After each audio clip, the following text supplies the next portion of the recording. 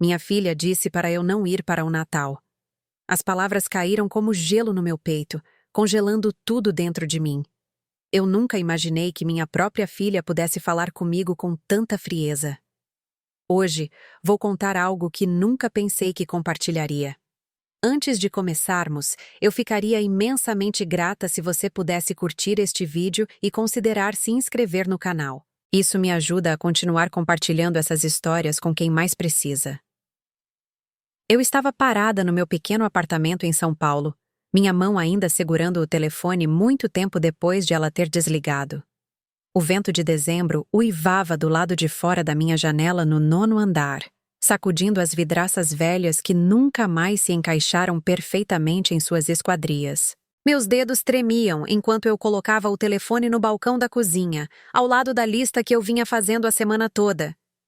Salpicão, confere. Farofa, confere. O Chester que eu já tinha encomendado do mercado na Avenida Paulista, confere. Tudo isso agora sem sentido. O apartamento parecia menor do que o habitual, as paredes se fechando com seu papel de parede floral descascado que eu pretendia substituir há anos. Fotografias cobriam todas as superfícies disponíveis. Minha filha Sofia, aos 5 anos, com a janelinha nos dentes e sorrindo em sua fantasia de carnaval. A formatura do ensino médio do meu filho Lucas. Os netos, Laura e o pequeno Davi, apagando as velas de aniversário. Eu tinha emoldurado cada momento com cuidado, preservando-os como artefatos preciosos em um museu de uma vida que parecia ter acontecido com outra pessoa. Minha poltrona gasta ficava no canto, seu tecido desbotado por anos de uso, os braços escurecidos, onde minhas mãos repousaram milhares de vezes.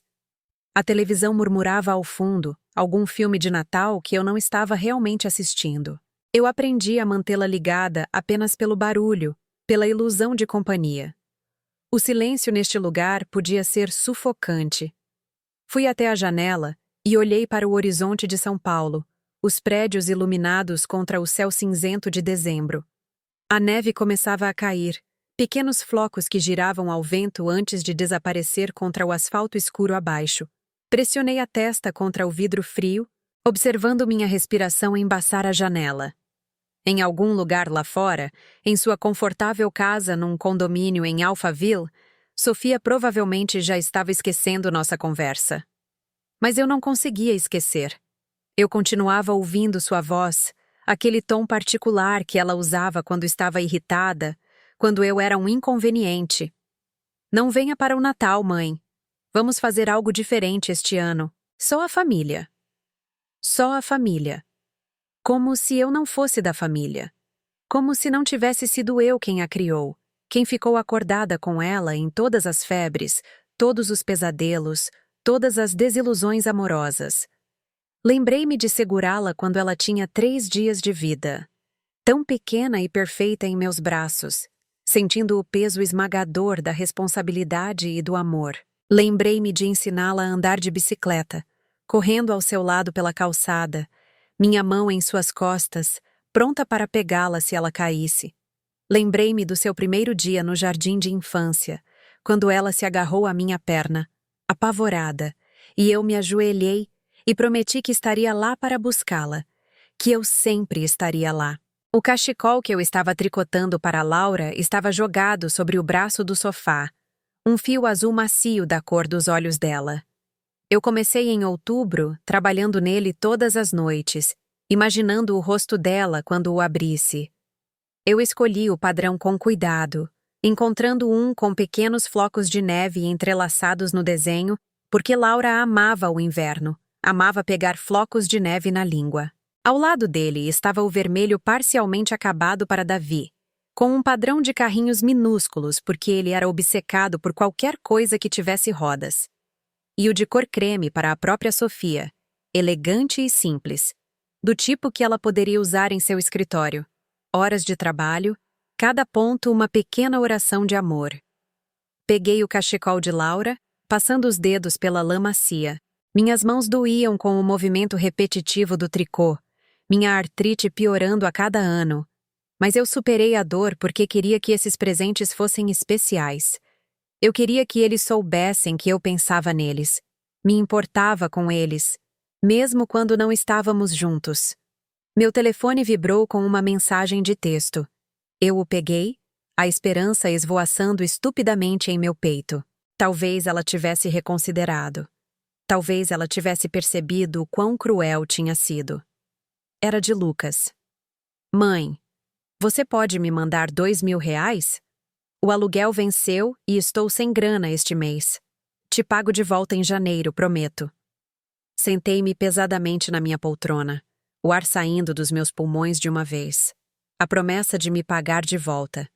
Eu já tinha ouvido isso antes. No mês passado, foram 1.500 para consertos no carro que, quando perguntei sobre eles mais tarde, pareciam nunca ter acontecido. No mês anterior, 1.000 por alguma emergência que ele nunca explicou direito. Eu mandei todas as vezes, retirando dinheiro da minha conta poupança. A conta que um dia guardou minha modesta fortuna de anos de investimentos cuidadosos em ações, da pequena herança que minha mãe me deixou, de uma vida inteira trabalhando em turnos duplos no hospital onde fui enfermeira por 37 anos. Lembro-me de quando essa conta parecia substancial. Depois que minha mãe faleceu, eu investi com sabedoria, diversificando em ações e até colocando uma pequena quantia em Bitcoin quando todos diziam que eu era velha demais para entender criptomoedas. Passei horas aprendendo sobre isso, lendo artigos tarde da noite, determinada a ser inteligente com o dinheiro que minha mãe tanto trabalhou para economizar. Eu vi meu patrimônio líquido crescer lenta, mas firmemente, imaginando que isso me proporcionaria segurança na velhice. Talvez me permitisse ajudar meus filhos quando eles realmente precisassem, talvez deixar algo para a educação dos meus netos. Mas a conta vinha sangrando lentamente por anos. Cada emergência, cada pedido, cada telefonema carregado de culpa havia levado outro pedaço. A carteira de ações que eu construí com tanto cuidado foi liquidada pouco a pouco. Até o Bitcoin que eu guardei foi vendido na primavera passada, quando Lucas disse que ia perder o apartamento. Eu vi o valor subir e subir, imaginando que talvez essa fosse minha passagem para uma aposentadoria mais confortável. E então vendi tudo em pânico quando Lucas ligou, sua voz desesperada e assustada. Mais tarde, descobri que ele usou o dinheiro para comprar aquele sedã de luxo. Quando mencionei, ele ficou na defensiva, disse que precisava de um carro confiável para o trabalho, que eu não entendia as pressões sob as quais ele estava. Os números na minha conta bancária diminuíam, enquanto as necessidades dos meus filhos pareciam aumentar. Abri meu aplicativo do banco, algo que eu vinha evitando por semanas, porque ver o saldo deixava meu peito apertado de ansiedade. O número brilhava na tela, duro e implacável. Menos de R$ 10.000 restantes. Aos 63 anos, com a aposentadoria se aproximando, eu tinha menos de R$ 10.000 em meu nome. Eu não respondi à mensagem de Lucas. Em vez disso, coloquei o telefone com a tela para baixo na mesinha de canto e fechei os olhos, tentando respirar através do pânico que subia pela minha garganta. As memórias voltaram, indesejadas e nítidas. Sofia aos 16 anos, gritando que me odiava porque eu nem a deixaria ir a uma festa sem supervisão, em uma casa onde eu sabia que haveria bebida. Você está arruinando a minha vida. Você não entende nada. Ela bateu a porta do quarto com tanta força que um quadro caiu da parede do corredor, o vidro se estilhaçando no chão de madeira. Eu o peguei, com as mãos trêmulas, e o pendurei de volta com um vidro novo que paguei com o dinheiro do supermercado. Na manhã seguinte, ela agiu como se nada tivesse acontecido, desceu de bom humor, me pediu R$ 20 para almoçar com as amigas. E eu dei, aliviada por ela não estar mais com raiva, desesperada por seu sorriso. Lucas, aos 12 anos, depois que eu trabalhei um turno duplo e cheguei em casa exausta para descobrir que ele não tinha feito a lição de casa, não tinha arrumado o quarto como prometido. A pia estava cheia de louça que ele prometeu lavar. Sua mochila estava jogada no meio da sala, espalhando papéis por toda a parte. Você nunca está aqui mesmo, ele murmurou quando tentei falar com ele sobre responsabilidade. Por que você se importa? Chorei no banheiro naquela noite, sentada na beirada da banheira com a água correndo para que ele não me ouvisse, me perguntando se ele estava certo, se trabalhar tanto para sustentá-los significava que eu estava falhando com eles de uma forma mais profunda. Os sacrifícios se estendiam até onde eu conseguia me lembrar. Desistir dos meus sonhos de voltar a estudar para a especialização em enfermagem, porque Sofia precisava de aparelho e Lucas queria jogar em um time de base de futebol. Lembro-me da consulta com o ortodontista, do jeito que o rosto de Sofia se iluminou quando ele disse que o aparelho corrigiria sua mordida. Lhe daria um sorriso lindo. Lembro-me do custo, R$ 3.000, e do jeito que meu estômago revirou. E então o técnico de futebol de Lucas me chamando de lado, dizendo que Lucas tinha um talento real, que com o time de base ele talvez conseguisse uma bolsa de estudos na faculdade um dia. Outros 3.000 por ano. Eu fiz as contas na minha cabeça, calculei do que eu teria que abrir mão, as aulas noturnas que eu estava planejando fazer, as pequenas economias que eu vinha construindo para emergências. Eu os escolhi. Eu sempre os escolhi. Comendo pão com manteiga no jantar para poder pagar seus acampamentos de verão. Trabalhando em todos os feriados, todos os fins de semana, pegando todos os plantões extras que o hospital oferecia, voltando para casa com os pés inchados e as costas doendo. Na manhã de Natal, eu trabalhava no turno da manhã, das 6 da manhã às 2 da tarde. Depois corria para casa para fazer o jantar, para vê-los abrir os presentes, para fingir que não estava exausta até os ossos. Eu ajudei o pai deles a pagar a faculdade, nos sustentei com meu salário de enfermeira enquanto ele se formava em administração. Lembro-me daqueles anos, trabalhando à noite para poder ficar em casa com as crianças durante o dia, dormindo em pedaços fragmentados, sempre cansada, sempre no limite. Ricardo estudava na mesa de jantar enquanto eu fazia o jantar. Reclamava se as crianças faziam muito barulho, precisava de silêncio para se concentrar. Eu os mandava ficar quietos, os levava para o parque mesmo quando eu mal conseguia ficar de pé, qualquer coisa para dar a ele o silêncio de que precisava. Então ele foi embora, encontrou alguém mais jovem, alguém que não havia sacrificado sua juventude e beleza para criar seus filhos. Juliana tinha 28 anos quando se conheceram, jovem o suficiente para ser sua filha, com a pele lisa e a barriga chapada, e nenhuma ideia do que significava desistir de tudo por outra pessoa. O acordo de divórcio foi mínimo. Ele escondeu bens, alegou que sua empresa estava falindo mesmo enquanto se mudava para uma casa 2 vezes maior que a nossa.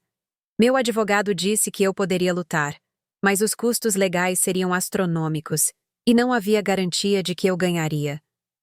E as crianças já estavam chateadas o suficiente, Sofia chorando todas as noites, Lucas se metendo em brigas na escola. Então eu assinei os papéis e o deixei ir embora, observando-o construir sua riqueza enquanto eu lutava para nos manter à tona. Você está nos sufocando, mãe. Sofia disse isso quando tinha 22 anos, recém-casada, morando em sua primeira casa. Eu passei por lá com compras de supermercado, sabendo que o dinheiro estava apertado para eles com Daniel ainda na faculdade de Direito. Eu havia enchido as sacolas com cuidado, escolhendo coisas que eu sabia que ela gostava, marcas que ela preferia, mas provavelmente nem podia pagar. Legumes orgânicos, o café bom, flores frescas para alegrar sua cozinha. Ela olhou para as sacolas de comida com algo como nojo, seu rosto se contorcendo de um jeito que a fazia parecer uma estranha.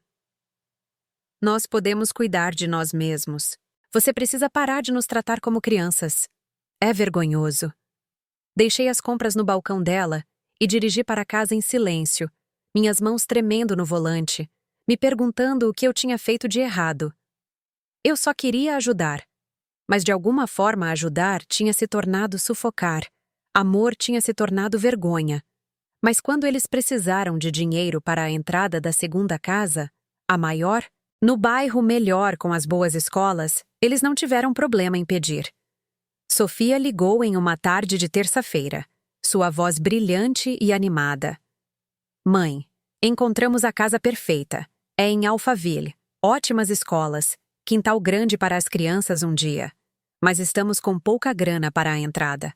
Você poderia nos emprestar 30 mil? Nós te pagamos de volta, mãe, com juros. Eu prometo. Assim que Daniel virar sócio, nós te pagaremos tudo de volta. Eu ouvi a esperança em sua voz. Lembrei de seu rosto quando ela falava de seus sonhos, da vida que queria construir. E eu disse sim, mesmo que isso significasse sacar a maior parte das minhas economias de aposentadoria, mesmo que meu consultor financeiro tivesse me olhado com preocupação e perguntado se eu tinha certeza, se eu entendia do que estava abrindo mão. Isso foi há 6 anos. Daniel virou sócio há 3 anos. Eu nunca vi 1 centavo disso. Quando mencionei uma vez, gentilmente, Sofia ficou chateada. Disse que eles tinham o financiamento estudantil para pagar.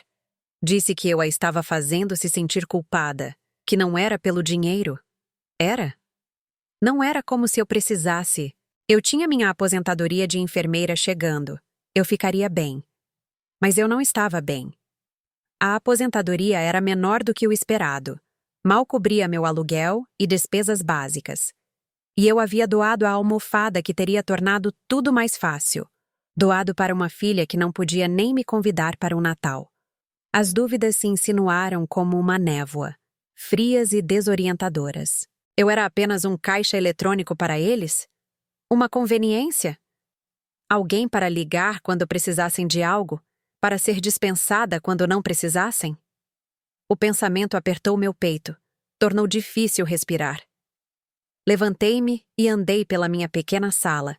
5 passos para um lado, 5 passos para o outro, sentindo-me como um animal enjaulado. Fui para o meu quarto, para a velha caixa de joias na minha cômoda. Dentro estava a pulseira de ouro que minha mãe me deu no dia do meu casamento. Algo antigo, ela disse, prendendo-a em meu pulso. Isso pertenceu à sua avó, e à mãe dela antes dela. Mulheres fortes, Helena. Você vem de mulheres fortes. Não se esqueça disso. Pensei em vendê-la no ano passado, quando o meu aquecedor quebrou e eu não podia pagar os reparos. Fiquei no meu apartamento frio por 3 dias, vestindo todos os suéteres que eu tinha, dormindo debaixo de todos os cobertores, antes que Lucas finalmente retornasse minhas ligações. Ele me contou sobre seu carro novo, um sedã de luxo que acabara de comprar, falando sobre os bancos de couro e o sistema de som antes que eu pudesse sequer mencionar meu aquecedor quebrado. Vendi algumas das minhas ações restantes em vez disso, e não disse nada sobre o frio, não querendo sobrecarregá-lo, não querendo ser a mãe carente com a qual ele teria que lidar. A noite se estendia à minha frente, vazia e interminável. Fiz uma xícara de chá, do tipo barato do supermercado. Não o de folhas soltas bom que eu costumava comprar antes de cada real começar a contar. Sentei-me à minha pequena mesa da cozinha e olhei para o calendário de parede. O dia 25 de dezembro estava circulado em caneta vermelha. Minha própria mão de meses atrás, quando eu ainda estava animada com o Natal, ainda imaginando uma casa cheia de risadas e netos e amor. Eu havia escrito Casa da Sofia, 14 horas, no pequeno quadrado. Já tinha planejado o que vestiria, que sobremesa levaria. Eu estava ansiosa por isso desde o último Natal, contando os dias. Meu aniversário foi há 3 semanas. 20 de novembro. Acordei naquela manhã com gripe, meu corpo doendo como se tivesse sido atropelada por um caminhão, minha cabeça latejando tanto que mal conseguia abrir os olhos. Fiquei na cama, fraca demais para levantar, e esperei o telefone tocar. Certamente eles se lembrariam. Certamente alguém ligaria. O dia passou em uma névoa febril. Arrastei-me para o banheiro, apoiando-me pesadamente nas paredes, minhas pernas tremendo. Consegui ir à cozinha para pegar água, minha garganta seca e ardendo. Meu telefone permaneceu em silêncio, na minha mesa de cabeceira, zombando de mim com sua tela em branco. Às 8 horas da noite, eu finalmente o verifiquei, pensando que talvez eu tivesse perdido as ligações de alguma forma. Talvez a febre me tivesse feito dormir durante os toques. Nada. Nenhuma mensagem de texto, nenhum recado de voz, nem mesmo uma postagem no Facebook. Rolei pelo Facebook, vendo desejos de aniversário nos murais de outras pessoas, mensagens alegres e fotos e comemorações. Meu mural estava vazio. Eu me forcei a levantar, a me arrastar para a cozinha para fazer chá. Minhas mãos tremiam por causa da febre, e a xícara escorregou dos meus dedos. Ela se estilhaçou no chão de linóleo, pedaços se espalhando por toda parte, água quente se espalhando em uma poça aos meus pés.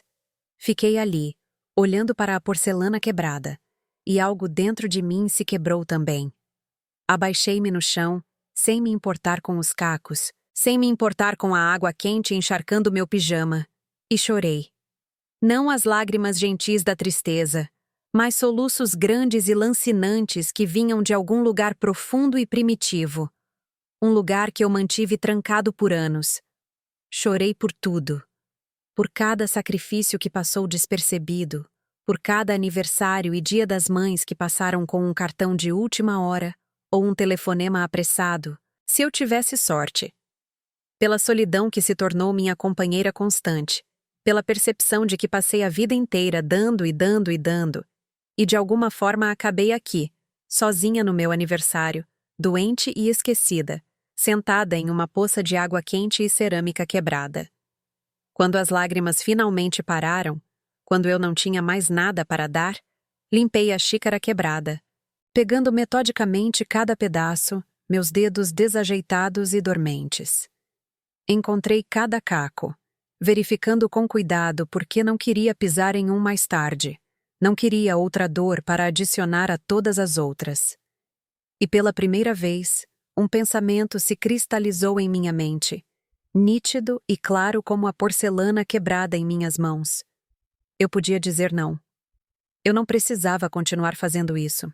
Eu não precisava continuar dando pedaços de mim mesma para pessoas que não os valorizavam. Mas então o medo invadiu, frio e paralisante.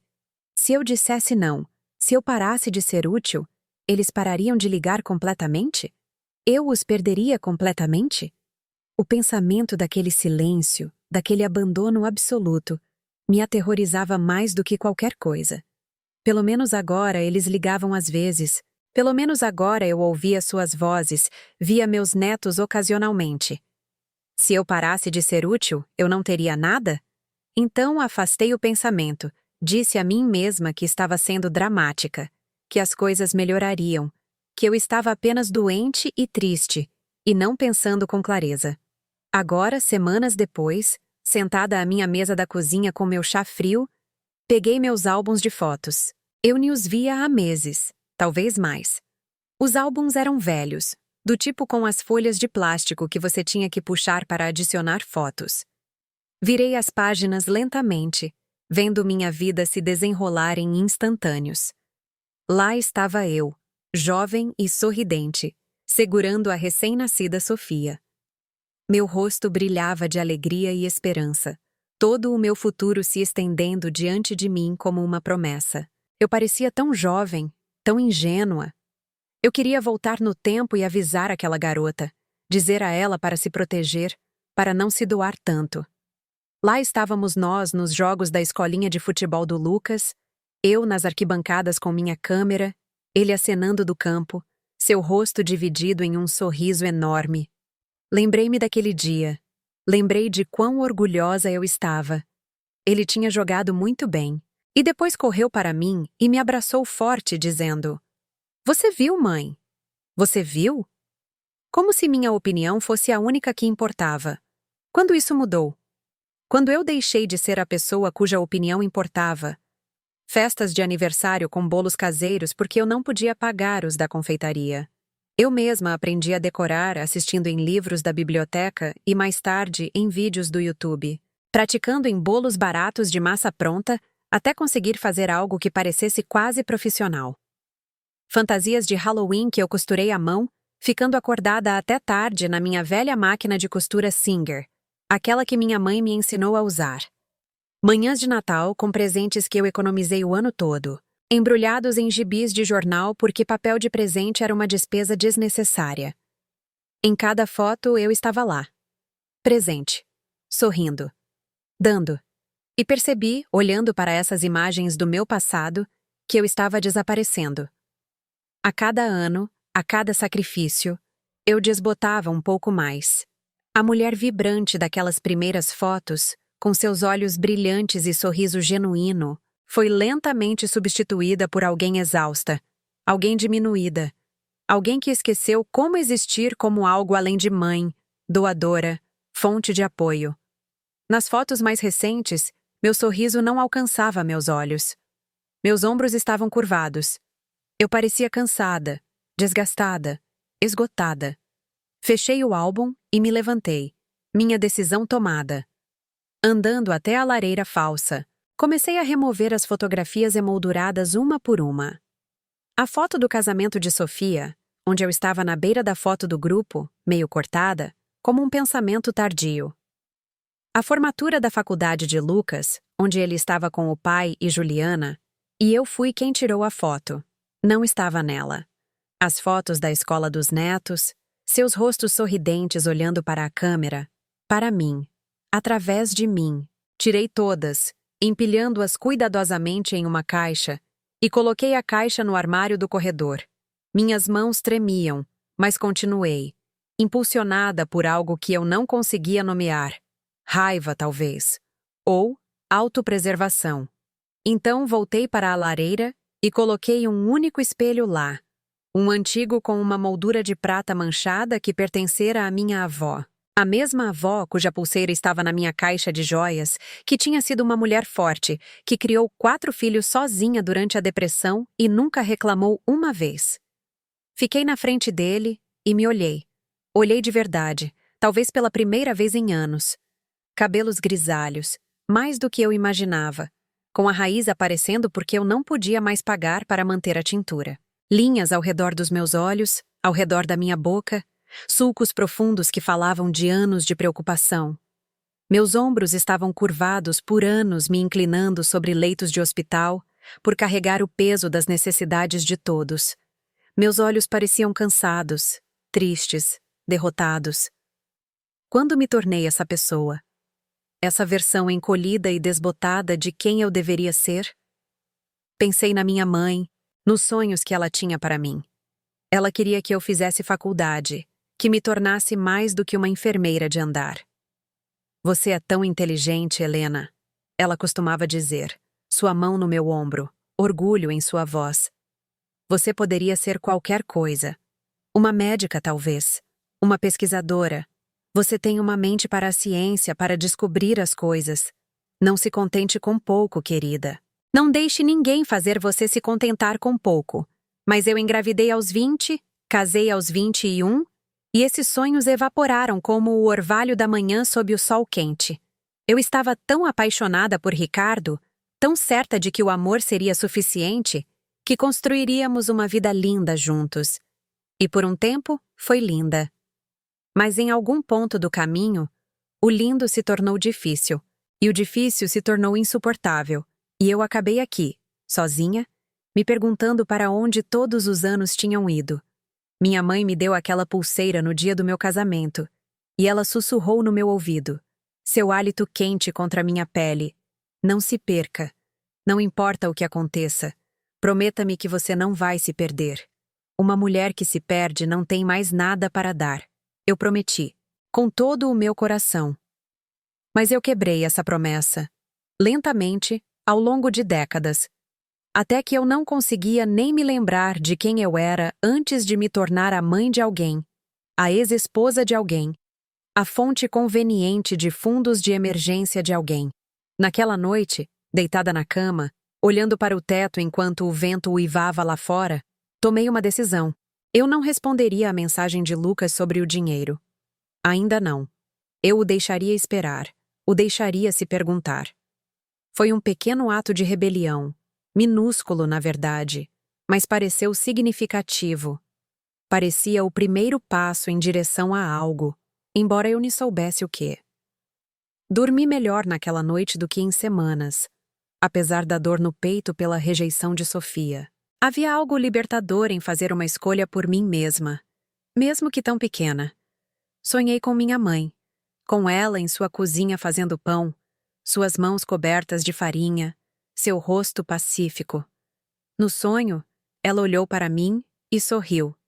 E eu soube de alguma forma que ela estava orgulhosa de mim, que este era o começo do cumprimento da minha promessa a ela. Na manhã seguinte, acordei com meu telefone tocando, estridente e insistente no silêncio do meu quarto. Sofia.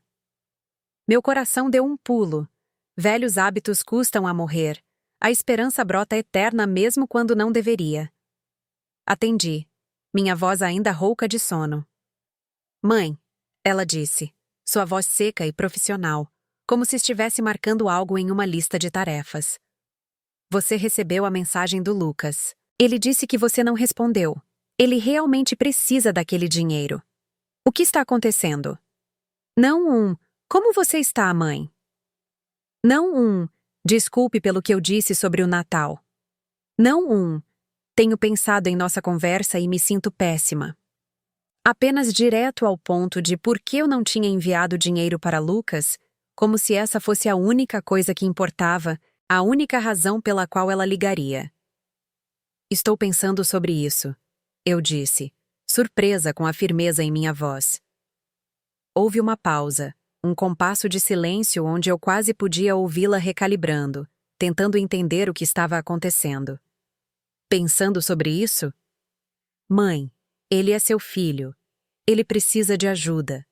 Você sempre nos ajuda quando precisamos. É isso que você faz. Eu também preciso de ajuda às vezes, Sofia. Outra pausa, mais longa desta vez. Quando ela falou novamente, sua voz tinha um tom cortante, afiado o suficiente para cortar.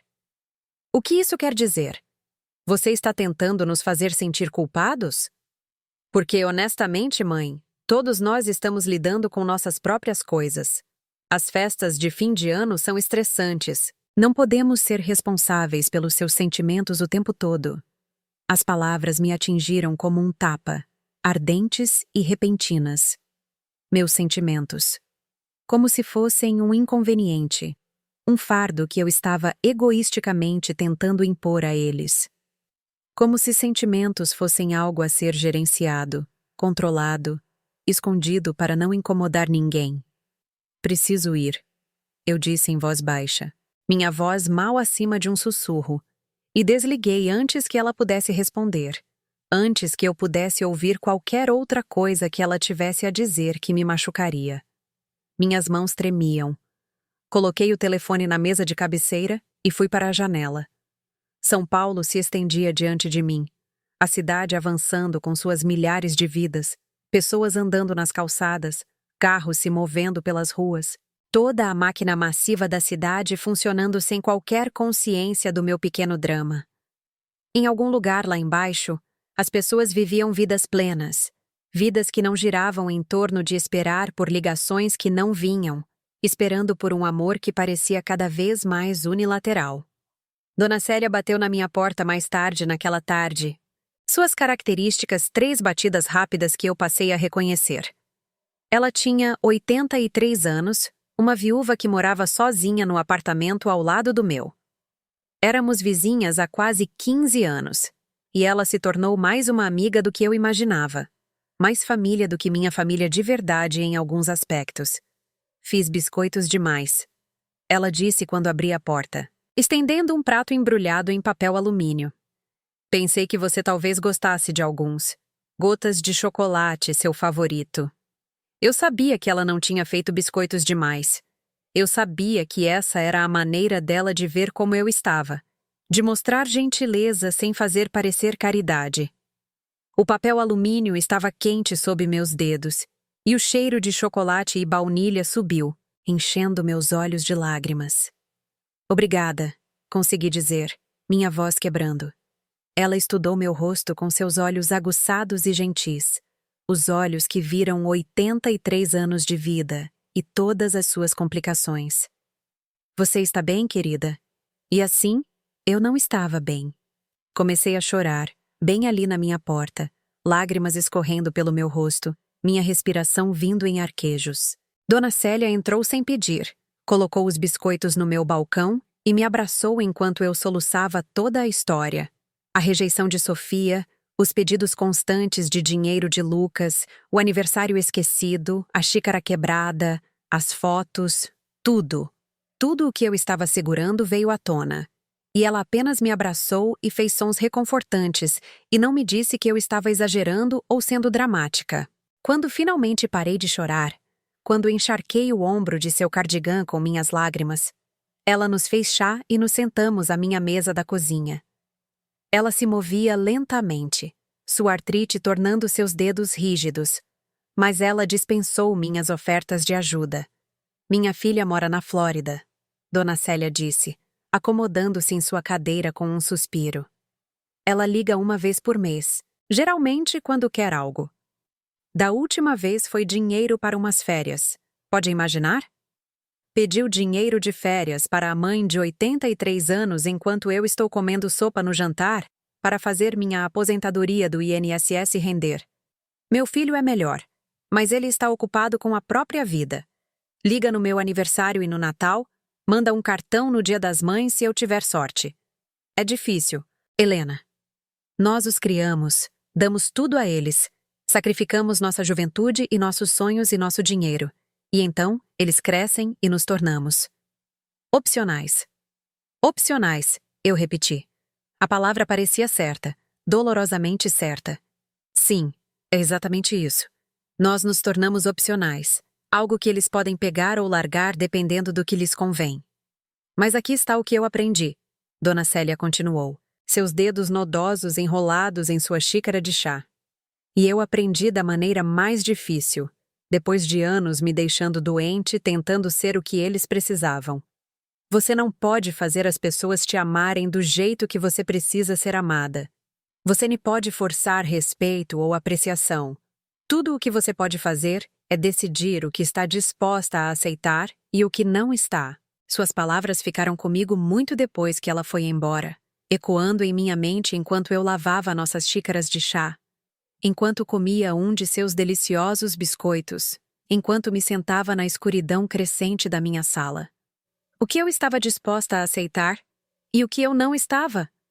Naquela noite, fiz algo que não fazia há anos. Pesquisei cursos livres na faculdade do bairro perto do meu apartamento.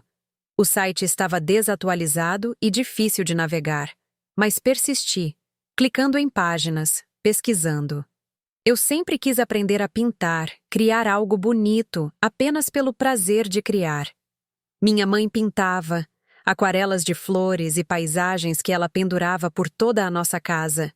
Eu sempre as admirei, sempre quis aprender, mas nunca houve tempo, nunca houve dinheiro, sempre algo mais importante. Havia uma aula de aquarela começando em janeiro, às terças à noite, por 6 semanas.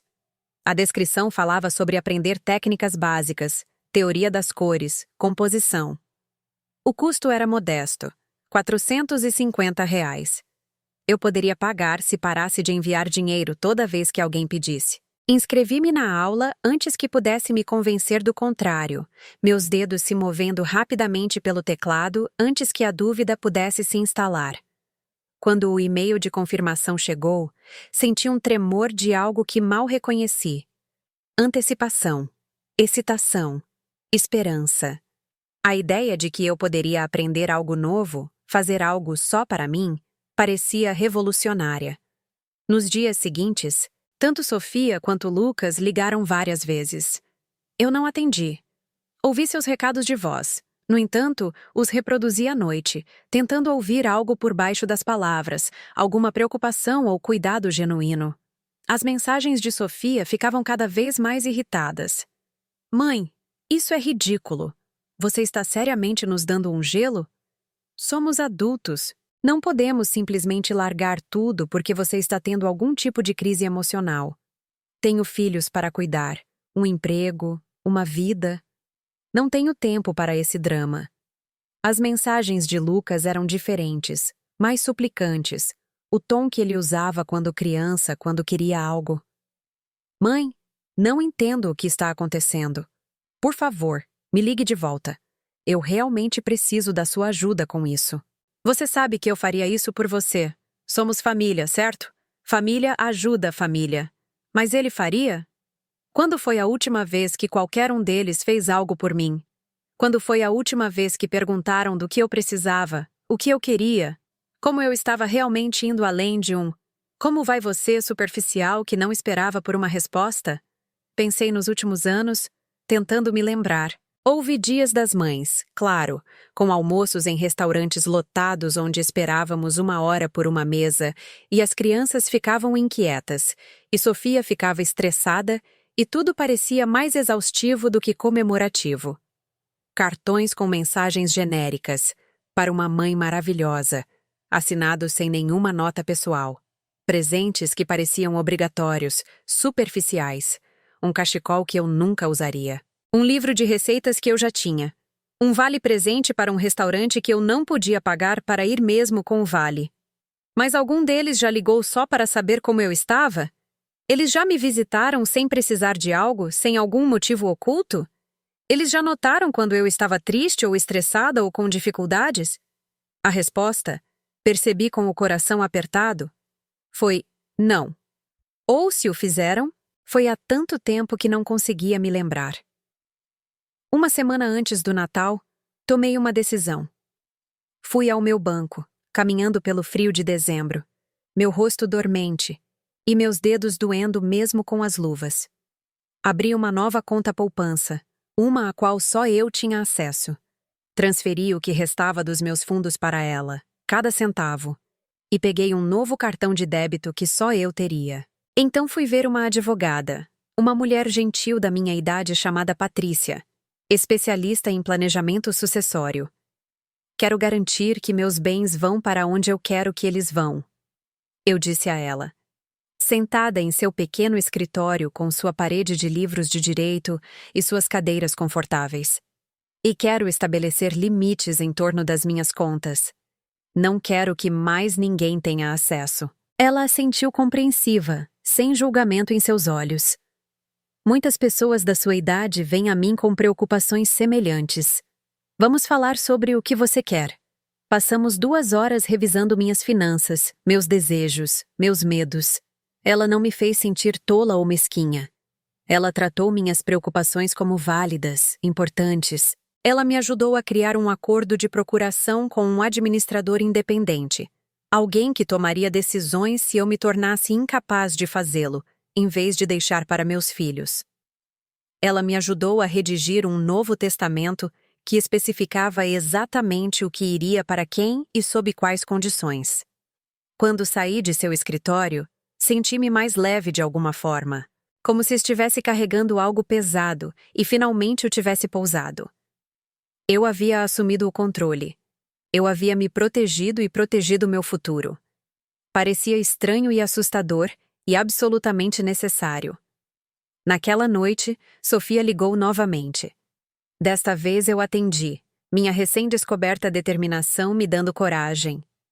Mãe, finalmente! Onde você esteve? Estamos tentando falar com você há dias. Estive aqui, eu disse calmamente. Só precisei de um tempo para pensar. Pensar em quê? Mãe, você está sendo muito dramática com tudo isso. Eu disse que estávamos fazendo o Natal de forma diferente este ano. Não é grande coisa. Todo mundo muda suas tradições às vezes. É para mim, Sofia. É uma grande coisa para mim. Ela suspirou, aquele som exasperado que eu conhecia tão bem, o som que dizia que eu estava sendo difícil, irracional, sensível demais. Ok, tudo bem. Se significa tanto para você, você pode vir para o jantar de Natal. Mas não vamos trocar presentes este ano. É muito comercial. E vamos comer cedo porque temos outra festa para ir mais tarde. Senti a velha Helena começando a surgir, aquela que teria ficado grata por este convite relutante, que teria dito sim imediatamente e aparecido com presentes de qualquer maneira porque não conseguia se conter, porque precisava dar mesmo quando seu dar não era querido ou apreciado. Mas eu não era mais aquela Helena. Ou estava tentando não ser. Não, obrigada, eu disse, minha voz firme. Silêncio. Silêncio completo, do tipo que parece alto. Então, o quê? Eu disse não, obrigada. Vou fazer minhas próprias coisas neste Natal. Suas próprias coisas? Mãe, o que isso significa? Você não tem outra família. O que você vai fazer? Ficar sentada sozinha no seu apartamento sentindo pena de si mesma? Isso é patético. A crueldade daquilo me tirou o fôlego, fez meu peito doer fisicamente. Mas mantive minha voz firme.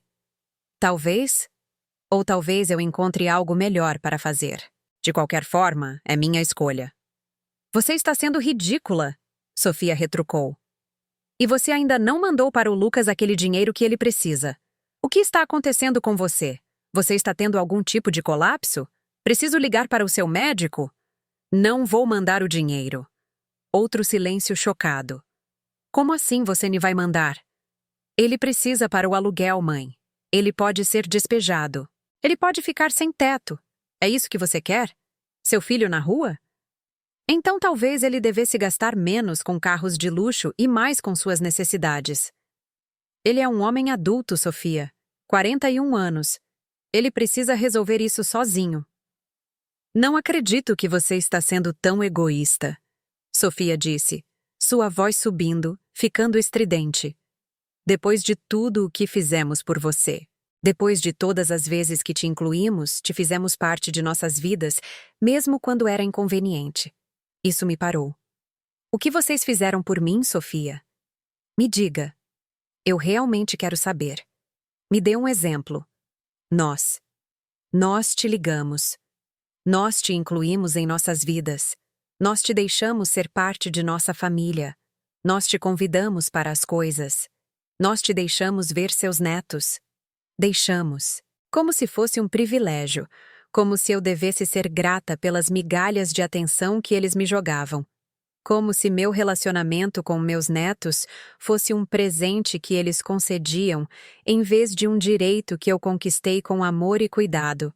Preciso ir, eu disse, e desliguei, minha mão tremendo tanto que quase derrubei o telefone. Meu coração estava batendo forte, acelerado no meu peito como se eu tivesse corrido uma maratona. Senti-me tonta e um pouco enjoada, mas também senti outra coisa. Livre, mais leve. Como se eu estivesse carregando um peso enorme por anos e finalmente o tivesse pousado. Passei aquela noite fazendo algo que não fazia há anos. Cozinhei para mim um jantar de verdade, não os sanduíches simples ou refeições congeladas que eu costumava comer. Fiz estrogonofe de frango, a receita que minha mãe me ensinou, com champignon e creme de leite. Fiz com arroz branco e batata palha.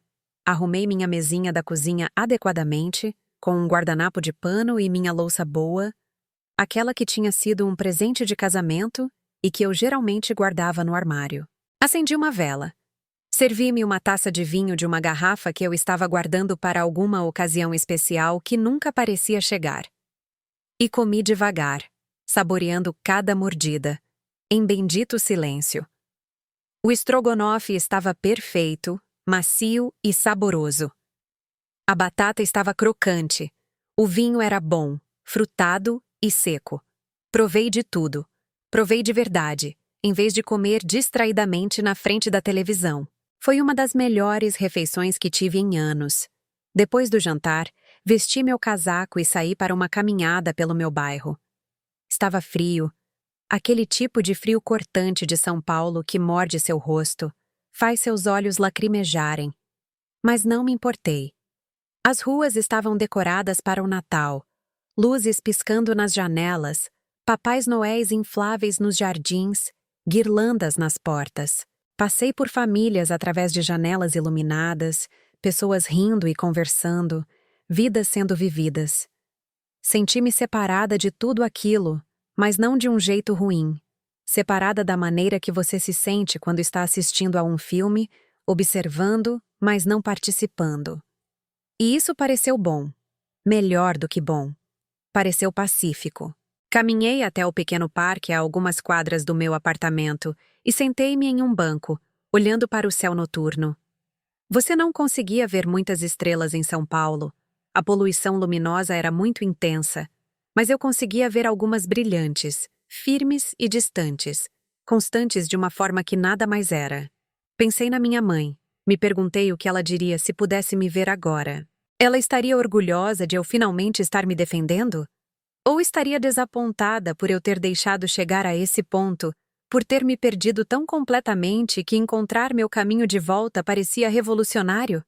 Quando cheguei em casa, dormi profundamente e sem sonhos, e acordei na manhã seguinte sentindo-me mais descansada do que em meses, talvez anos. Os dias que antecederam o Natal passaram em silêncio. Não tive notícias de Sofia ou Lucas.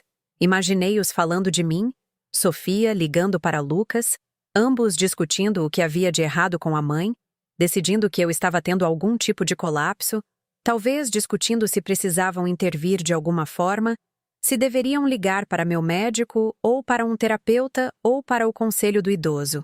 O pensamento teria me aterrorizado uma vez. Agora, apenas me deixava cansada.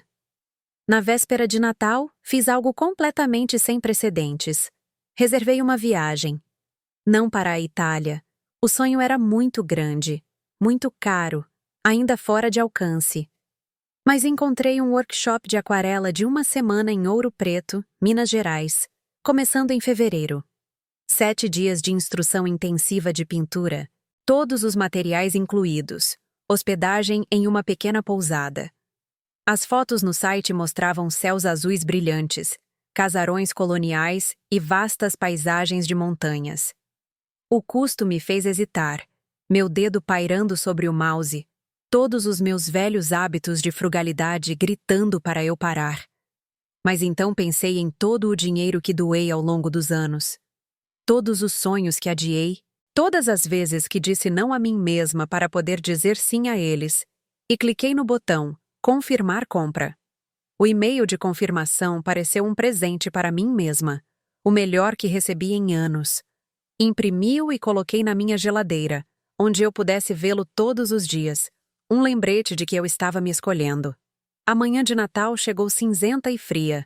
A garoa caindo firmemente do lado de fora da minha janela. Acordei sozinha, fiz meu café e sentei-me na minha poltrona, olhando para minha modesta árvore de Natal. Eu a decorei de forma simples este ano, apenas com luzes e alguns ornamentos que tinham um significado especial para mim. O anjinho de madeira que minha mãe me deu no meu primeiro Natal. O floco de neve de cerâmica que fiz em uma aula de artesanato anos atrás. Sem presentes embaixo, apenas a própria árvore, brilhando suavemente na minha pequena sala. Pensei nos natais passados, no caos, no barulho e na exaustão de tudo. Levantar ao amanhecer para começar o peru, arrumar a mesa para 12 pessoas, cozinhar por dias, limpar por horas depois.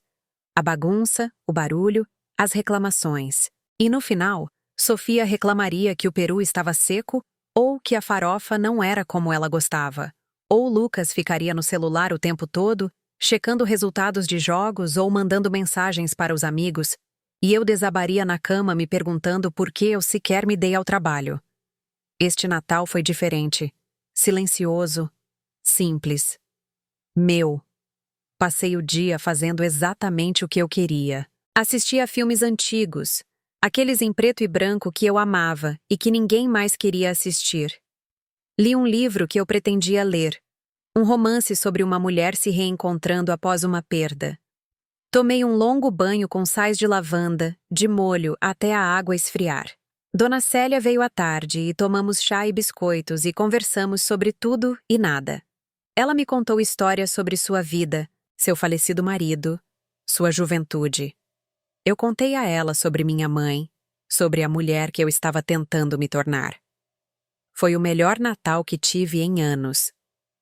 Na manhã seguinte, 26 de dezembro, meu telefone tocou às 8 da manhã.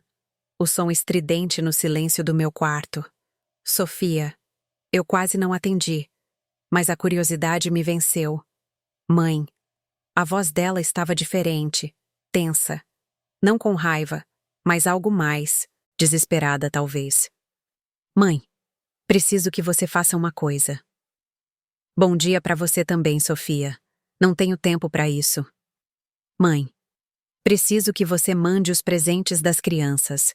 A Laura está chorando porque não ganhou nada de você, e o Davi não para de perguntar onde está o presente dele. Você sempre manda algo para eles. Eles nem entendem porque a vovó nem mandou nada este ano. Sentei-me na cama, totalmente acordada agora. Você me disse para não ir para o Natal.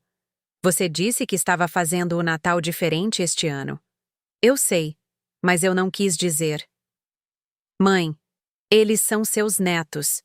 Você não pode simplesmente não dar presentes a eles. Isso é cruel. Você disse sem presentes este ano. Que era muito comercial. Isso era para os adultos, obviamente. Crianças precisam de presentes no Natal. Vamos. Mãe, não seja difícil. Você pode simplesmente mandar algo para eles por Sedex? Eu te mando as listas de desejos da Amazon deles. Por favor, a Laura está muito chateada. Levantei-me e fui até a janela, olhando para a cidade coberta de neve fresca, tudo branco, limpo e novo. Não. O quê? Eu disse não, Sofia. Não vou mandar presentes. Você está falando sério agora. Você vai punir seus netos porque está com raiva de mim? Que tipo de avó faz isso? Não estou punindo ninguém. Você me disse para não ir para o Natal. Você deixou bem claro que eu não era querida. Você não pode ter as duas coisas. Isso é loucura, Sofia disse, sua voz subindo. Você está sendo mesquinha e vingativa. As crianças não fizeram nada para você. Elas te amam.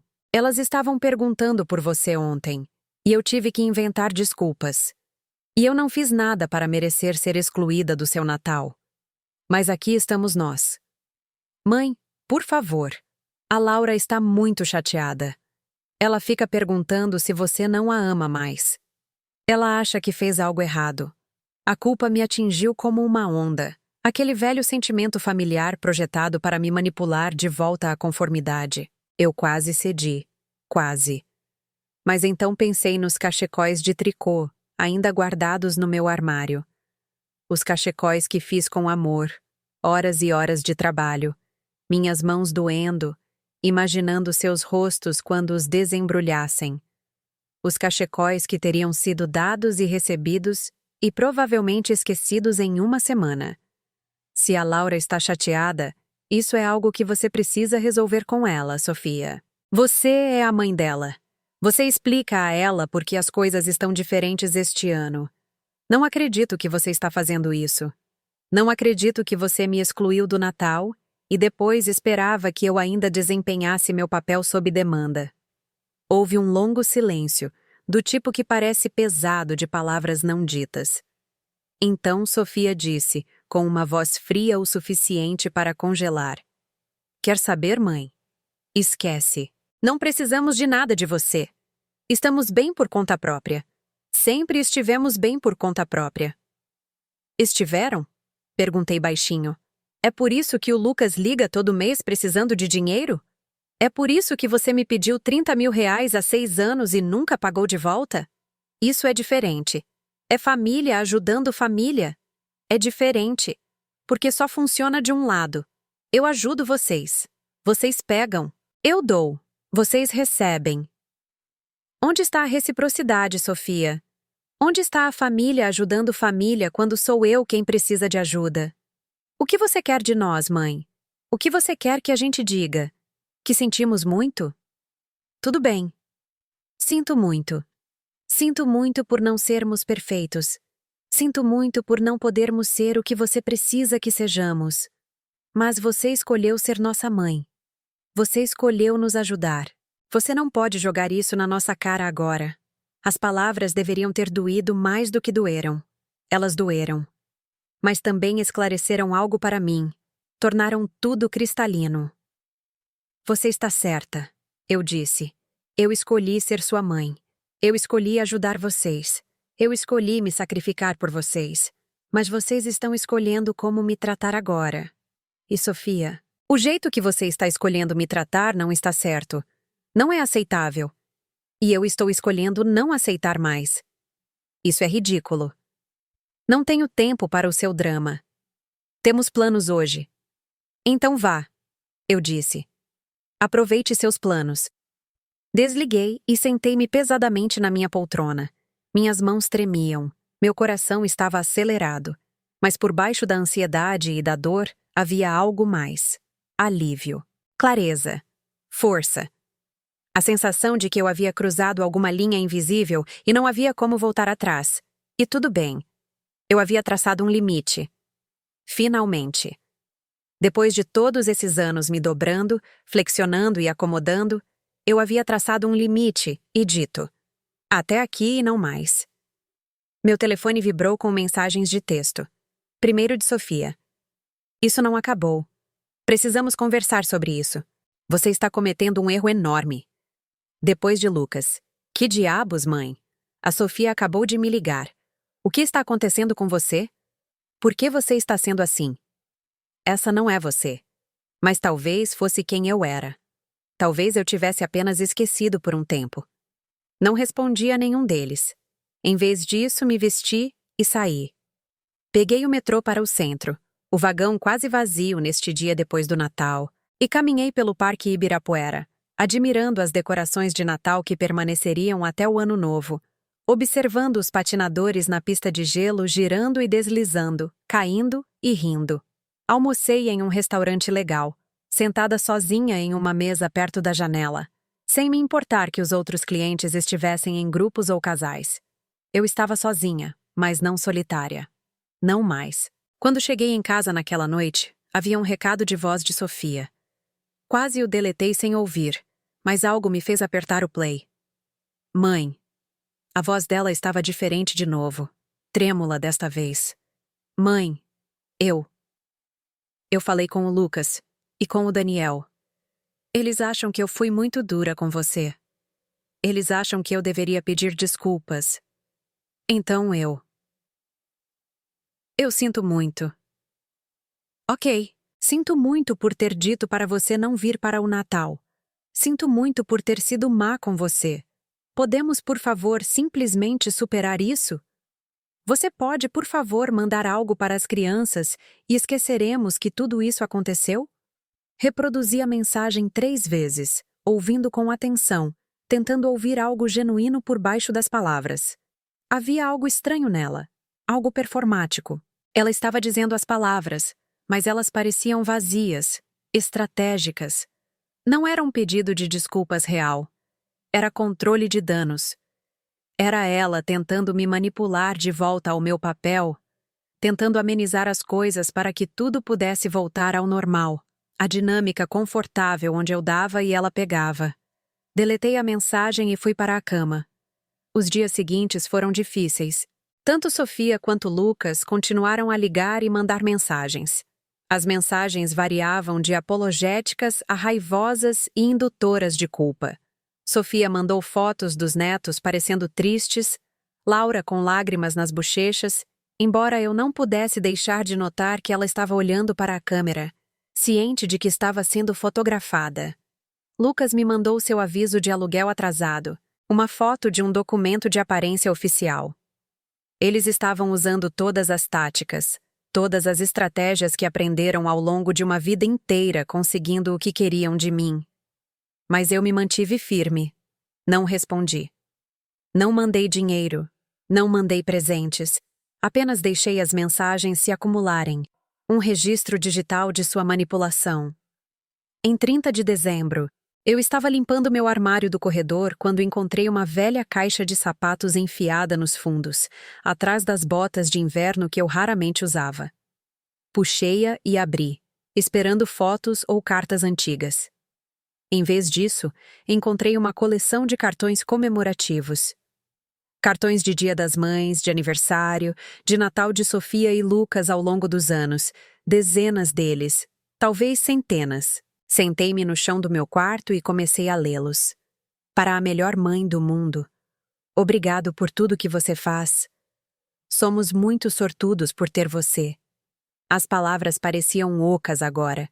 Chavões vazios escritos por pessoas que estavam desempenhando o papel de filhos gratos sem realmente se sentirem gratas. Fiquei me perguntando se eles já sentiram algo daquilo, ou se esses cartões eram apenas obrigações sociais, coisas que você faz porque é o que se deve fazer, o que a sociedade espera. No fundo da caixa, debaixo de todos os outros cartões, Encontrei algo que me fez prender a respiração.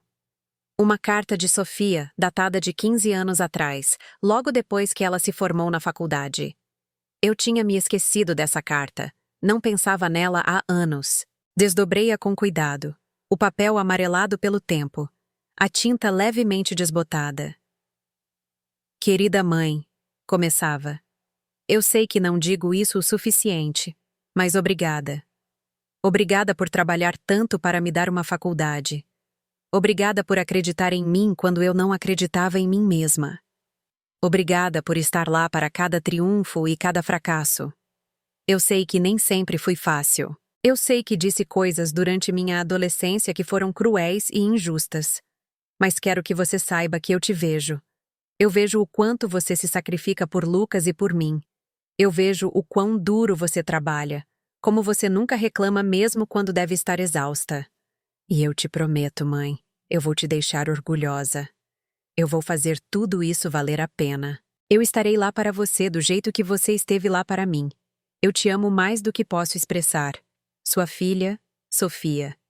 Li a carta 3 vezes, lágrimas escorrendo pelo meu rosto, borrando as palavras. O que aconteceu com aquela Sofia? Aquela que me via, que me apreciava, que fazia promessas sobre fazer tudo valer a pena, sobre estar lá para mim. Quando ela se transformou em alguém que podia me dizer para não vir para o Natal e depois ligar no dia seguinte exigindo que eu mandasse presentes?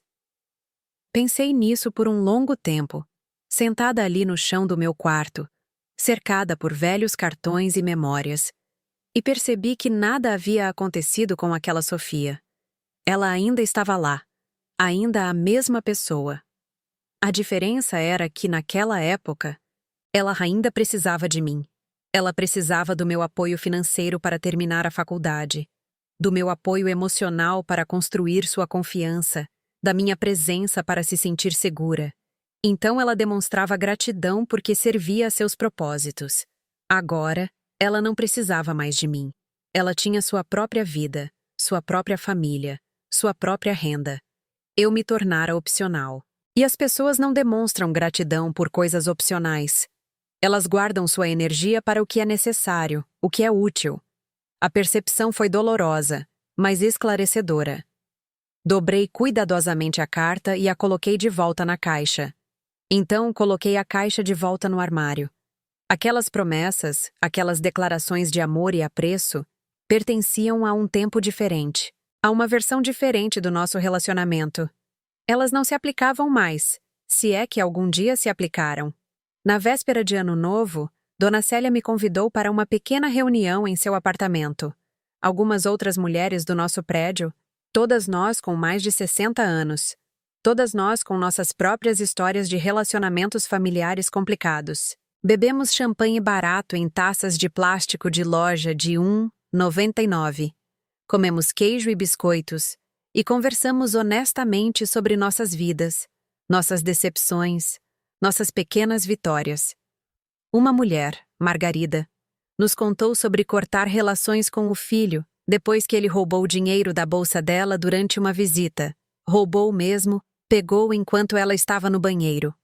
Outra, Diana, falou sobre a medida protetiva que conseguiu contra o marido abusivo da filha depois que a filha se recusou a deixá-lo. Como ela teve que se proteger mesmo que isso significasse não ver a filha. Eram mulheres que fizeram escolhas difíceis, que estabeleceram limites, que priorizaram seu próprio bem-estar mesmo quando isso significava que os relacionamentos familiares sofriam. À meia-noite, brindamos ao novo ano, mas também a nós mesmas. Por sobreviver, por aprender, por nos escolhermos, por sermos fortes o suficiente para dizer não. Fui para a cama naquela noite sentindo algo que não sentia há anos. Esperançosa. O novo ano se estendia à minha frente, cheio de possibilidades. Eu tinha minha aula de aquarela começando em breve. Eu tinha minha viagem para Ouro Preto para esperar. Eu tinha minha própria vida, separada do meu papel de mãe e avó. Janeiro trouxe um frio intenso para São Paulo. O tipo de frio que entra nos ossos e te faz questionar por que alguém mora aqui. Por que não fazemos as malas e nos mudamos para o Nordeste? Mas me vi abraçando-o, caminhando pela cidade fria com uma estranha sensação de alegria. Eu estava recuperando minha vida. E nem o frio podia diminuir isso. Meu telefone ainda tocava ocasionalmente com ligações de Sofia e Lucas, mas com menos frequência agora. Eles estavam aprendendo lentamente que eu falava sério, que eu não seria manipulada de volta ao meu antigo papel. Uma tarde, em meados de janeiro, eu estava voltando do supermercado, com os braços cheios de sacolas, quando vi um carro familiar estacionado em frente ao meu prédio. O carro de Sofia, o SUV caro que ela comprou no ano passado. Meu coração afundou. Pensei em dar a volta, ir para outro lugar até ela ir embora, sentar em uma cafeteria por 1 hora. Mas não. Esta era a minha casa. Eu me seria expulsa dela. Entrei no prédio e encontrei Sofia esperando no saguão, sentada no sofá gasto que estava lá desde que me mudei há 15 anos. Ela parecia cansada, mais velha do que algumas semanas atrás, com olheiras sob os olhos. Por um momento, senti a velha atração da preocupação materna, o instinto de perguntar o que estava errado, de consertar. Mas eu o reprimi e esperei que ela falasse. Mãe, ela disse, levantando-se. Precisamos conversar. Sobre o quê? Sobre tudo. Sobre o Natal. Sobre como as coisas têm sido. Podemos subir para o seu apartamento? Por favor. Estou sentada aqui há 2 horas esperando por você. Hesitei, depois assenti. Subimos o elevador em silêncio, a velha maquinaria gemendo, e entramos no meu apartamento. Sofia olhou ao redor, notando as mudanças que eu havia feito. As fotos ausentes na lareira falsa, substituídas pelo espelho. A nova cor de tinta na sala, um verde sálvia suave que passei um fim de semana aplicando sozinha, com as costas doendo, mas o espírito elevado. A estante de livros que eu organizei, livrando-me de coisas velhas, obrigações velhas, para dar espaço a novos interesses. Você redecorou? Ela disse, sua voz neutra. Sim. Sentamo-nos, Sofia no sofá, eu na minha poltrona, mantendo a distância. Ela parecia desconfortável, mexendo na alça da bolsa, sem me olhar nos olhos. Mãe, eu sei que as coisas têm sido difíceis entre nós. E eu sei que nem sempre fui justa com você. Mas você tem que entender, tem sido muito difícil para as crianças. A Laura fica perguntando por que você não a ama mais. Ela chorou até dormir na noite passada. Eu a amo muito, eu disse em voz baixa. Isso não mudou. Isso nunca vai mudar. Então por que você está fazendo isso? Por que está punindo eles? Não estou punindo ninguém, Sofia. Estou me protegendo. De quê? Da sua própria família? Sim, eu disse simplesmente. De ser usada. De ser dada como certa. De dar e dar e dar até não sobrar nada de mim além de uma casca vazia. O rosto de Sofia corou. Isso não é justo. Nós apreciamos tudo o que você fez. Apreciam. Quando foi a última vez que você me perguntou como eu estava? Quando foi a última vez que você me visitou sem precisar de algo? Quando foi a última vez que você me tratou como uma pessoa em vez de um recurso? Eu. Ela parou, incapaz de responder, sua boca abrindo e fechando. Você me disse para não vir para o Natal, Sofia. Você entende o quanto isso doeu? Depois de tudo que eu fiz, tudo que eu sacrifiquei, você me excluiu da celebração da sua família. E então, no dia seguinte, você ligou exigindo que eu mandasse presentes. Você queria meu papel em sua vida sem realmente me querer. Não foi assim, Sofia protestou fracamente. Então como foi? Explique para mim. Faça-me entender como isso foi algo diferente de você querer os benefícios de ter uma mãe, sem o inconveniente de realmente incluí-la em sua vida. Lágrimas começaram a escorrer pelo rosto de Sofia. Lágrimas de verdade desta vez, não performáticas. Eu não sei, mãe. Eu não sei. As coisas têm estado tão estressantes. O trabalho é uma loucura. As crianças são exigentes. Daniel e eu temos brigado muito. Sobre dinheiro, sobre tudo. Eu simplesmente. Eu explodi. Eu estava sobrecarregada e descontei em você. Sinto muito. Senti me amolecendo um pouco. Eu entendo que você está estressada. Eu entendo. Mas, Sofia, isso nem é desculpa para me tratar mal. E não é só o Natal. São anos disso. Anos de você e Lucas me tratando como se eu existisse para servi-los. Isso não é. Ela parou, reconsiderando. Ok. Talvez haja alguma verdade nisso. Mas, mãe, nós precisamos de você. As crianças precisam da avó delas. Então me tratem como se eu importasse. Não apenas quando vocês precisam de algo. O tempo todo. Tratem-me com respeito e consideração. Incluam-me em suas vidas porque querem, não porque se sentem obrigados. Parem de me pedir dinheiro e depois me ignorar quando eu não posso ou não quero dar. Eu posso fazer isso, Sofia disse rapidamente. Rápido demais. Eu vou fazer isso. Eu prometo. As coisas serão diferentes. Olhei para ela com atenção, estudando seu rosto, tentando ver além das lágrimas a verdade por baixo. Eu já ouvi promessas antes, Sofia. Tenho uma caixa inteira de cartões cheios de promessas e declarações de amor. Palavras são fáceis. Ações são o que importa. Então me deixe provar para você. Deixe-me mostrar que as coisas serão diferentes. Por favor, mãe, me dê outra chance. Eu queria acreditar nela. Deus, eu queria tanto acreditar nela. Mas eu fui decepcionada muitas vezes, ferida muito profundamente. A confiança, uma vez quebrada, é difícil de reconstruir. Requer mais do que palavras, mais do que promessas. Veremos, eu disse finalmente. Mas, Sofia, entenda isso. Não vou voltar a como as coisas eram. Não vou mandar dinheiro toda vez que alguém pedir. Não vou largar tudo para acomodar suas necessidades enquanto as minhas são ignoradas. Não vou aceitar ser tratada como opcional. Se você pode respeitar isso, então talvez possamos reconstruir nosso relacionamento, mas será em termos diferentes. Termos completamente diferentes. Sofia assentiu, enxugando os olhos com as costas da mão. Ok, eu entendo. Termos diferentes. Eu posso fazer isso. Eu quero fazer isso. Ela saiu logo depois, e eu fiquei na minha janela observando seu carro se afastar, as luzes traseiras desaparecendo no crepúsculo de inverno. Senti-me exausta, espremida como um pano de prato. Mas também, estranhamente, em paz. Eu disse o que precisava ser dito. Eu tracei meus limites claramente. Agora cabia a Sofia decidir o que faria com essa informação. Não esperava que as coisas mudassem da noite para o dia. E não mudaram. Mas lentamente, nas semanas seguintes, notei pequenas diferenças. Sofia começou a me mandar mensagens de texto apenas para saber como eu estava. Não para pedir nada. Espero que você esteja tendo um bom dia, mãe. Vi isso e pensei em você com a foto de um pôr-do-sol. Ela mandou fotos dos netos com legendas como: a Laura fez isso na aula de artes. Pensei que você gostaria de ver. E o Davi disse algo engraçado hoje e eu pensei em você. Pequenos gestos, mas significativos.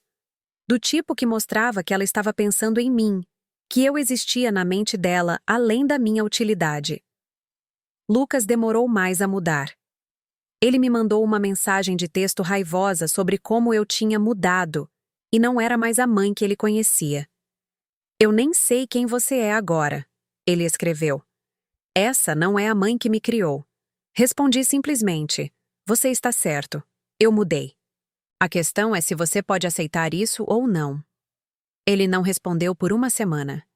Então, do nada, ele ligou. Conversamos por 1 hora, conversamos de verdade, talvez pela primeira vez em anos. Ele se desculpou por se aproveitar de mim. Ele admitiu que ficou muito confortável comigo sendo sua rede de segurança, que precisava assumir mais responsabilidade por sua própria vida. Ele me contou sobre suas dificuldades financeiras. Me contou de verdade, não apenas pedindo dinheiro, mas realmente compartilhando o que estava acontecendo. Ele estava vivendo além de suas posses, tentando manter as aparências, e isso o alcançou. Eu não sabia se ele falava sério. O tempo diria, mas era um começo. Fevereiro chegou, trazendo a promessa da primavera, embora São Paulo ainda estivesse gelada. Minha aula de aquarela começou, e descobri que tinha um talento para isso. Um olho para a cor e composição que minha instrutora elogiava. Minha instrutora, uma mulher paciente chamada Judite, com dedos manchados de tinta e olhos gentis, elogiou o meu uso da cor, minha atenção aos detalhes, minha disposição para experimentar. Todas as terças à noite se tornaram sagradas para mim. 2 horas de pura criação e aprendizado. Um tempo que era completamente meu. Fiz amigos na aula. Elisa, uma professora aposentada com um humor afiado e um talento para pintar pássaros. Roberto, um viúvo encontrando um novo propósito após a morte da esposa, suas paisagens cheias de beleza melancólica. Começamos a nos encontrar para um café depois da aula, conversando sobre arte, vida e tudo mais. Amizades reais, baseadas em interesses compartilhados em vez de obrigação ou sangue. Minha viagem a Ouro Preto chegou no final de fevereiro. Eu nunca tinha viajado sozinha antes e estava apavorada. Mas fui mesmo assim, voando pelo país para passar uma semana pintando na cidade histórica, a paisagem tão diferente de São Paulo que parecia outro planeta. O workshop foi intensivo e maravilhoso. Pintei o nascer do sol que incendiava o céu com cores. Pintei casarões coloniais brilhando em rosa no final da tarde. Pintei o vasto céu de Minas, tão azul que doía olhar. Comi refeições com estranhos que se tornaram amigos. Fiquei acordada até tarde falando sobre teoria das cores e composição e o significado da arte. Na última noite do workshop, sentada na varanda da pousada que estávamos usando como nosso ateliê, olhei para as estrelas. Elas eram brilhantes aqui. Milhares delas, milhões talvez, tão diferentes das poucas estrelas visíveis em São Paulo. Senti-me pequena, mas não insignificante. Senti-me parte de algo maior, conectada ao universo de uma forma que nunca senti antes. Tirei uma foto e mandei para Sofia e Lucas, com a legenda simples: Ouro Preto. Estou aprendendo a pintar. Sofia respondeu imediatamente: Que lindo, mãe. Estou tão orgulhosa de você. A resposta de Lucas veio alguns minutos depois. Que legal. Quando você voltar, posso te levar para jantar. Adoraria ouvir sobre isso. Eu pago. Pequenos gestos. Mas eles importavam. Voei de volta para São Paulo no início de março, retornando ao meu pequeno apartamento com um renovado senso de propósito. Trouxe várias pinturas, trabalhos dos quais eu estava genuinamente orgulhosa. Pendurei-as nas minhas paredes, substituindo o espaço onde as fotos da família estiveram. Paisagens de montanhas, céus vastos e o jogo de luz nas igrejas barrocas. Dona Célia veio vê-las e suspirou de encanto. Helena, estas são maravilhosas. Você tem um talento real, parecem profissionais. Estou apenas aprendendo, eu disse, mas fiquei satisfeita, permitindo-me aceitar o elogio em vez de desviá-lo. Você está fazendo mais do que aprender, disse ela, seus olhos sábios encontrando os meus. Você está vivendo. Ela estava certa. Pela primeira vez em décadas, eu estava vivendo em vez de apenas existir. Eu estava seguindo meus próprios interesses, fazendo minhas próprias escolhas, priorizando minha própria felicidade. Parecia revolucionário. Lucas me levou para jantar quando voltei. Fomos a um bom restaurante italiano, do tipo com guardanapos de pano e velas nas mesas. E ele insistiu em pagar. Conversamos sobre minha viagem, sobre o trabalho dele, sobre a vida dele. Ele não me pediu dinheiro. Ele não precisava de nada de mim, exceto da minha companhia. Foi bom. Pareceu real. Sofia me convidou para o jantar de domingo algumas semanas depois. Foi estranho no início, todos nós tentando navegar nessa nova dinâmica, mas conseguimos. Laura me mostrou seus projetos da escola, orgulhosa e falante. Davi subiu no meu colo e me pediu para ler uma história para ele, seu pequeno corpo quente e confiante contra o meu. Sofia e eu lavamos a louça juntas depois e ela me contou sobre o estresse do trabalho, suas preocupações com as crianças, sua vida. Não me pedindo para consertar nada, apenas compartilhando, tratando-me como uma amiga. Não era perfeito. Ainda havia momentos de tensão, velhos padrões tentando se reafirmar. Mas nós duas estávamos tentando, ambas trabalhando para construir algo novo das ruínas do que tínhamos antes. A primavera chegou a São Paulo, hesitante e bonita. Continuei minha aula de aquarela, passando para técnicas mais avançadas. Comecei a vender algumas peças em uma feira de artesanato local, não pelo dinheiro, mas pela validação de saber que meu trabalho tinha valor para os outros, que eu podia criar algo que as pessoas queriam. Entrei para um clube do livro na biblioteca. Fui voluntária em um jardim comunitário, sujando as mãos, vendo as coisas crescerem. Preenchi minha vida com atividades e pessoas que me traziam alegria em vez de obrigação. Meu relacionamento com meus filhos se estabilizou em algo novo. Nos víamos regularmente, mas nos meus termos, assim como nos deles. Eles respeitavam meus limites, eles valorizavam meu tempo. Eles me tratavam como uma pessoa em vez de um recurso. Não era o relacionamento que eu imaginei quando eles eram pequenos, quando eu sonhava com grandes reuniões de família e união constante. Mas era real, honesto e mais saudável do que o que tínhamos antes. Em um sábado de maio, eu estava sentada na minha sala trabalhando em uma nova pintura quando ouvi uma batida na minha porta. Abri e encontrei Sofia e os netos parados ali com um pequeno bolo e flores, tulipas brilhantes nas minhas cores favoritas. Sabemos que é cedo, mas queríamos comemorar seu aniversário com você, disse Sofia, seu sorriso genuíno.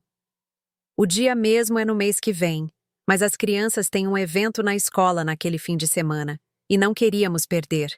Queríamos ter certeza de que comemoraríamos com você. Meu aniversário. Eles se lembraram. Eles planejaram com antecedência. Eles me fizeram uma prioridade. Passamos a tarde juntos, comendo bolo, as crianças me contando sobre a escola, Sofia e eu conversando sobre arte, vida e seus planos de fazer uma aula de cerâmica. Quando eles foram embora, Laura me abraçou forte e sussurrou: "Eu te amo, vovó. Fico feliz que você esteja feliz agora." "Eu também te amo, querida," eu disse, minha voz embargada de emoção, me perguntando o que ela via que a fazia pensar que eu estava feliz e percebendo que ela estava certa. Depois que eles foram embora, sentei-me na minha poltrona e olhei ao redor do meu apartamento. Era menor que a casa de Sofia, mais modesto. Os móveis eram velhos, o prédio mostrando sua idade, mas era meu. Cada livro na estante, cada pintura na parede, cada escolha de decoração refletia quem eu era, o que eu valorizava. Pensei na Helena que eu era há 1 ano, esperando desesperadamente por telefonemas que não vinham, dando e dando até se esvaziar, tornando-se uma casca de pessoa. Aquela mulher parecia uma estranha agora. Eu lamentei por ela, mas não sentia sua falta. Peguei meu telefone e encontrei as fotos da minha viagem a Ouro Preto. As paisagens de montanha que pintei. Os novos amigos que fiz. As estrelas naquele céu brilhante. Mais estrelas do que eu já tinha visto. Postei uma das fotos online com uma legenda simples: "Nunca é tarde para se tornar quem você deveria ser." As respostas vieram rapidamente. Amigos da minha aula de aquarela, pessoas que conheci através do voluntariado, Dona Célia, até mesmo alguns antigos colegas de enfermagem com quem me reconectei. Palavras de encorajamento, de admiração, de experiência compartilhada. E então, surpreendentemente, de Sofia: "Tão orgulhosa de você, mãe. Você me ensinou que não há problema em se escolher. Obrigada por esse exemplo. Estou tentando fazer melhor, ser melhor. Eu te amo." Li o comentário dela várias vezes, sentindo lágrimas brotarem nos meus olhos. Não lágrimas de tristeza, mas de outra coisa. Alívio, talvez. Esperança. Orgulho. A sensação de que talvez, apenas talvez, algo bom tivesse vindo de toda essa dor. Eu consegui. Eu recuperei minha vida. Eu estabeleci limites. Eu me escolhi. E ao fazer isso, eu realmente melhorei meus relacionamentos com meus filhos. Ao me recusar a deixá-los me tratar mal, eu os forcei a me tratar melhor. Ao me valorizar, eu os ensinei a me valorizar. Não foi fácil. Houve dor e medo, e momentos em que eu quis desistir e voltar aos padrões familiares, à disfunção confortável que eu conhecia. Mas eu perseverei. E agora, do outro lado, eu podia ver que valeu a pena.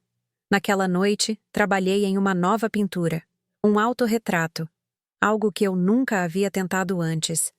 Pintei-me como sou agora, com cabelos grisalhos e rosto enrugado e tudo, não tentando esconder minha idade ou suavizar as marcas que o tempo deixou.